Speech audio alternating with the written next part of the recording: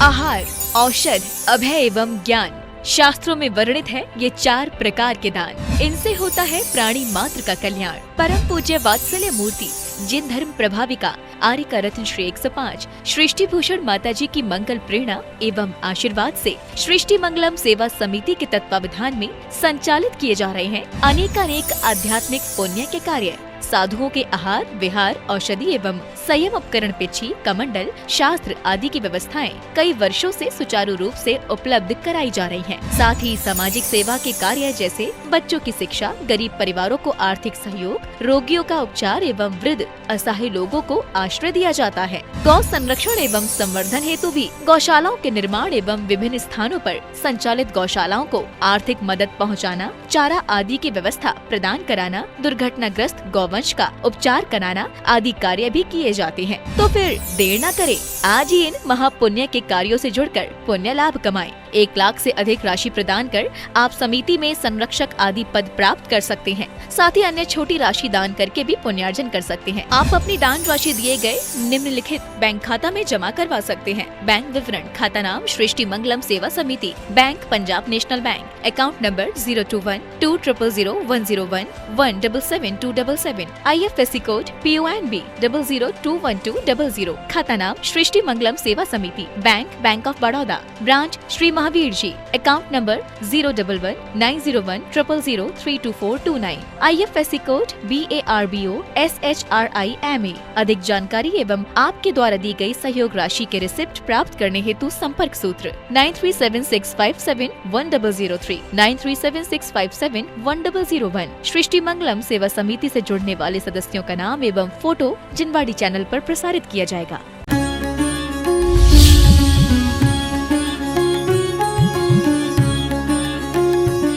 वास्तव में ध्यान रखना, हम उम्र का हिसाब लगाते रहते हैं, जन्मदिन मनाते रहते हो और मौत तेजी से हमारी तरफ आती रहती है।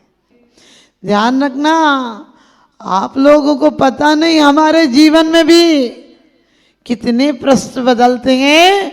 ये जिंदगी की गाड़ी रेल की पटरियों की तरह नहीं है, ये सड़क की तरह नहीं है जो एक सी चली जाती है, ये कोई लकीर नहीं है जो एक सी चली जाती है। जिंदगी की गाड़ी तो नदी की धारा की तरह है, कभी बाढ़ आ जाती है तो कभी सूखा।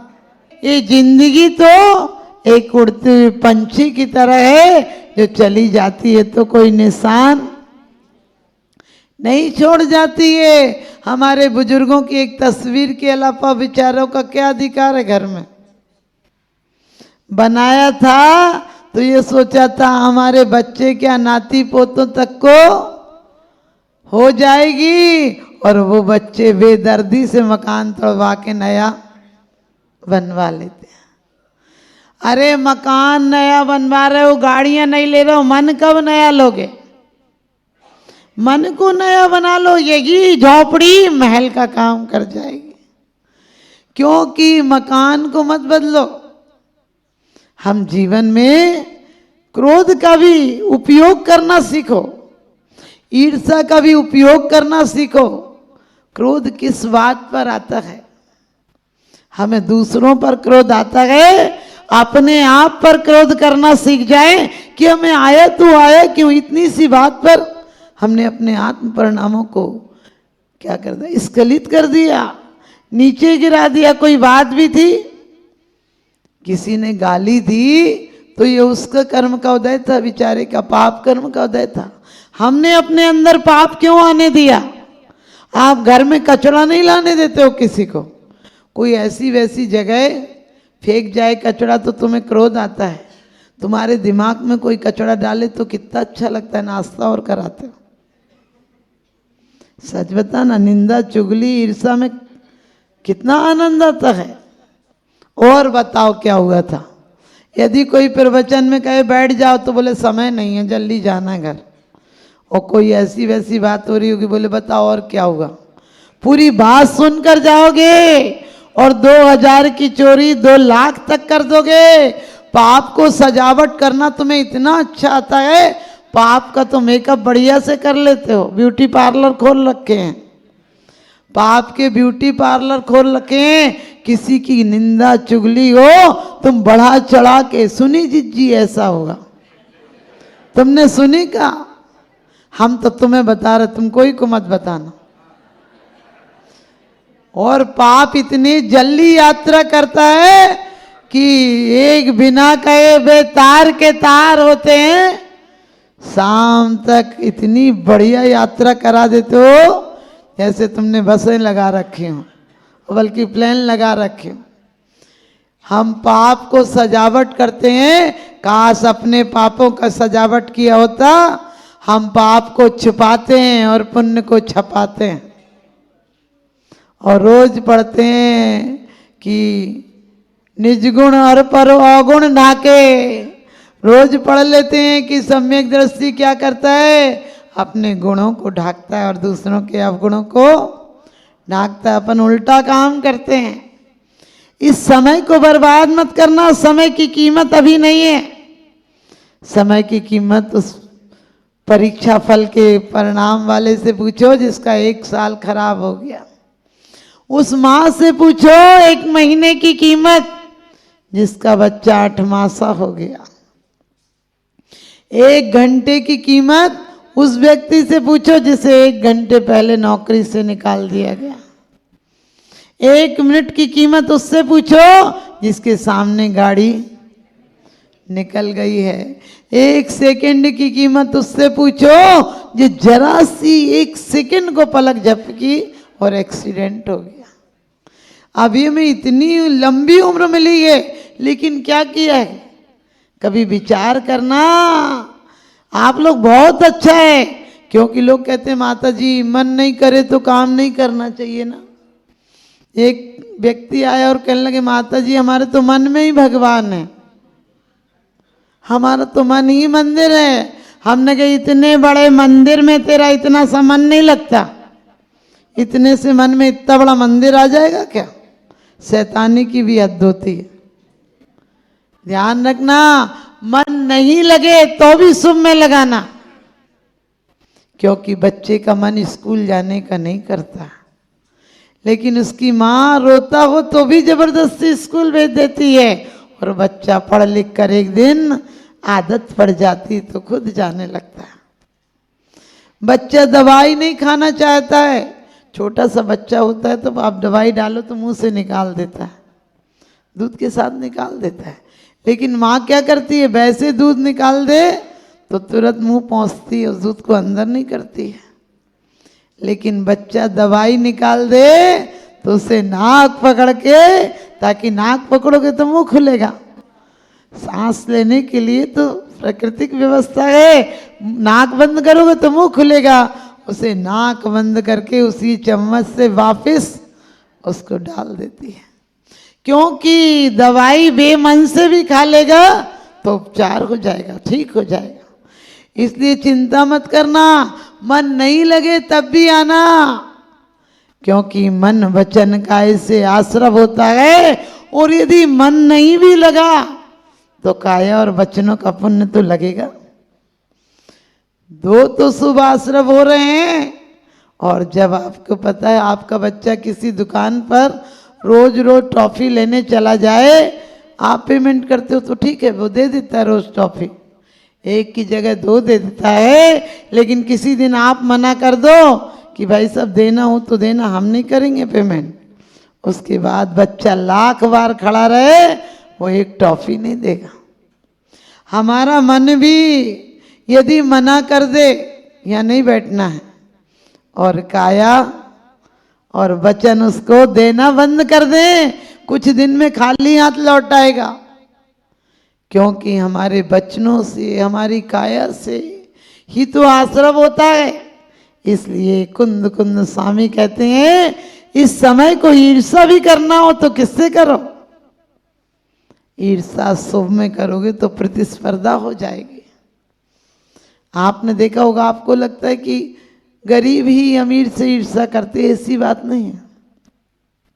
आपने देखा हो कोई गाड़ी में जाता हो तो बड़े आदमी को भी ईर्षा हो जाती है, क्या बड़ी गाड़ी है, एक बार कब होगा जब हम लेंगे।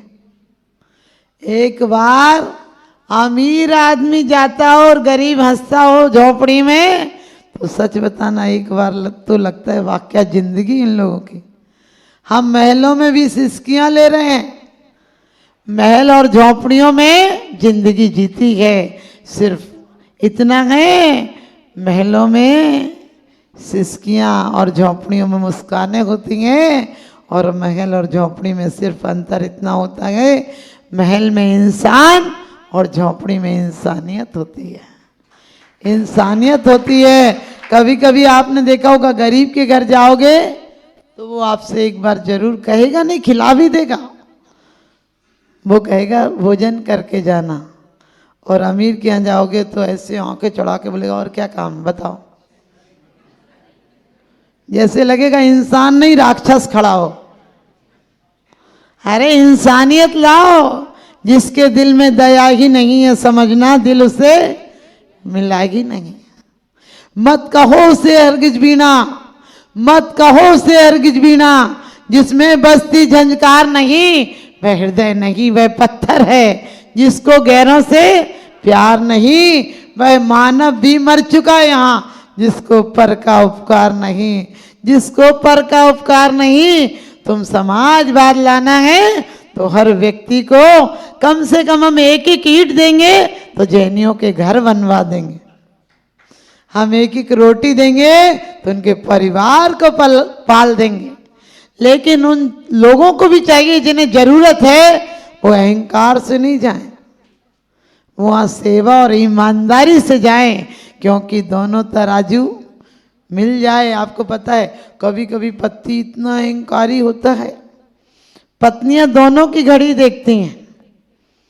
पति बहुत अच्छा हो, बहुत प्रेमी हो, बहुत सदाचारी हो, निर्मल हो, तो भी पत्नी घड़ी देखती है कि अब 9 बज गए अब चले जाएंगे, याद करती है कि कब आएंगे। और जिसका पति लड़ाकू हो उसकी पत्नी भी घड़ी देखती है 9 बज गए चले जाए, उसकी पत्नी भी घड़ी देखती है कि अब 4 बज गए अब आ जाएंगे। हम कहीं कहीं स्कूलों में ठहरते हैं। बिल्कुल एक बार पंजाब में गए तो उधर एक व्यक्ति बहुत देर तक बैठा था, स्कूल की छुट्टी तो 4 बजे हो गई थी, 6 बजे तक बैठा। मैंने बोला भाई आप घर नहीं जाएंगे? कहला क्या करूँगा घर जाके, कहले करेगी कल है करेगी। तो मैंने कहा मतलब? कहने लगे सोचूं जितना टाइम मैंने यहाँ कट जाए वही अच्छा है। हमने बोला आप सुबह कितने? बोले सुबह भी 10 बजे स्कूल लगता है, मैं 8 बजे आ जाता हूँ। लेकिन ध्यान रखना ये क्या किसके कारण है? हमारे अहंकार और दुर्भावनाओं के कारण है। हमें कुछ होड़ करनी भी है तो गाड़ी मकान इनकी मत करो, क्योंकि क्या रखा है दौलते जहान में, क्या रखा है इन पक्के मकान में, जहां रखा है वहां तू जाता नहीं, जो एक बार चला गया वो वापस आता नहीं। अरे करना है, बच्चों की चिंता मत करना, चिंता करोगे शोक हो चिंता हो भाई सबसे अशुभ आश्रम हो रहा। हमेशा सोचो जो कुछ होगा अच्छा होगा। बच्चों को भी सिखाओ कि बेटा पढ़ पढ़ कर नौकरी मिले या नहीं मिले कुली जरूर बन जाओगे। आज बच्चों को पूर्ण विकास नहीं हो रहे। आप ये याद रखना, पश्चिम की सभ्यता ने हमारे मनों को मलिन कर दिया, हमारी बुद्धि पर इतना व्यायाम कर दिया है। हमारे दिल के तार पहले कसे होते थे और बुद्धि के तार ढीले होते थे। बुद्धि ज्यादा सोचती नहीं। पिताजी ने कह दिया सामान ले आओ, पिताजी ने कह दिया दुकान पे चले जाओ, बेटा उठाता था थैला और दुकान पे चला जाता था। हमारे दिलों के तार इतने कसे होते थे, हम जिसको याद करते थे उस दिन वही आ जाता था। वो एक जमाना था जब डाकिया भी कभी तार कभी मनी ऑर्डर लाता था और डाकिया भी हमारे घरों में खुशियां लाता था। ध्यान रखना, एक जमाना था जब हम इंतजार करते थे और जिसका इंतजार करते थे उसी का पत्र आ जाता था। आज भी कुछ अफ्रीका में आदिवासी जाति है, वो कुछ भी पेड़, क्योंकि ये आपकी संवेदनाओं का कारण है, पेड़ कोई सूचनाएं नहीं पहुंचाते हैं। उनने अपने गांव में कोई एक पेड़ को विशेष मान लिया कि ये सूचना दे आएगा, और वहां जाकर यदि वो कह देते हैं कि हमारे बेटे से कह देना कि आज लौटा है, बेटा उसी दिन लौट आता है। लेकिन हमारी संवेदनाएं मर गई, हमारी इंद्रियां बोंडी हो गई। स्पर्श का इतना सुख दिया गए कि अब तो एसी नहीं चले तो ठीक ही नहीं लगता। समझ गए? पहले हम पेड़ की छांव में बैठ जाते थे और आनंद से। अब नए मकान बना लिए, ना बिना एसी के रह पाओगे, ना बिना समझ गए हीटर के रह पाओगे, क्योंकि दादा की फोटो टांगो तो दादी की गिर जाती है। एक ईंट की दीवार होती है तो एक की टांगोगे तो दूसरे की तो गिरेगी, और हाथ से मार दे तो दीवार के उस पार चले जाओ। हमारे यहाँ 5-5, 6-6 फुट की दीवारें हुआ करती थी, चूनों के मकान हुआ करते थे, क्योंकि हमने बोला मकान कच्चे लेकिन आदमी सच्चे हुआ करते थे। वो जमाने थे जब हम झूठ भी बोला करते तो सच लगा करता था, क्योंकि उस समय हमारा बचपन था। आप लोग समय की कीमत करना सीखना।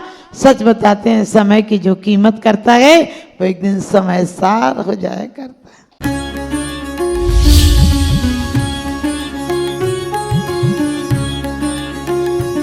आहार, औषध, अभय एवं ज्ञान शास्त्रों में वर्णित है ये 4 प्रकार के दान। इनसे होता है प्राणी मात्र का कल्याण। परम पूज्य वात्सल्य मूर्ति जिन धर्म प्रभाविका आर्य रत्न श्री 105 सृष्टि भूषण माता जी की मंगल प्रेरणा एवं आशीर्वाद से सृष्टि मंगलम सेवा समिति के तत्वावधान में संचालित किए जा रहे हैं अनेकानेक आध्यात्मिक पुण्य के कार्य। साधुओं के आहार, विहार, औषधि एवं संयम उपकरण, पिछी, कमंडल, शास्त्र आदि की व्यवस्थाएं कई वर्षों से सुचारू रूप से उपलब्ध कराई जा रही हैं। साथ ही सामाजिक सेवा के कार्य जैसे बच्चों की शिक्षा, गरीब परिवारों को आर्थिक सहयोग, रोगियों का उपचार एवं वृद्ध असहाय लोगों को आश्रय दिया जाता है। गौ संरक्षण एवं संवर्धन हेतु भी गौशालाओं के निर्माण एवं विभिन्न स्थानों पर संचालित गौशालाओं को आर्थिक मदद पहुँचाना, चारा आदि की व्यवस्था प्रदान कराना, दुर्घटनाग्रस्त गौवंश का उपचार कराना आदि कार्य भी किए जाते हैं। तो फिर देर न करें, आज ही इन महापुण्य के कार्यों से जुड़कर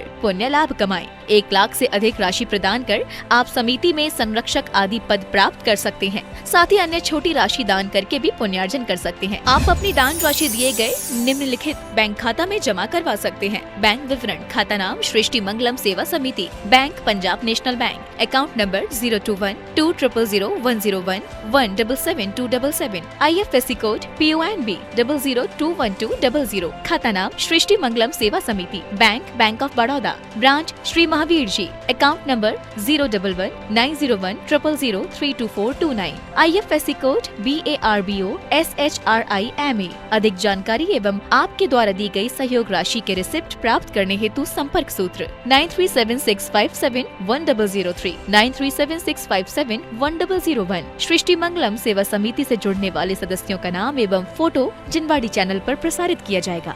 राजस्थान के अजमेर स्थित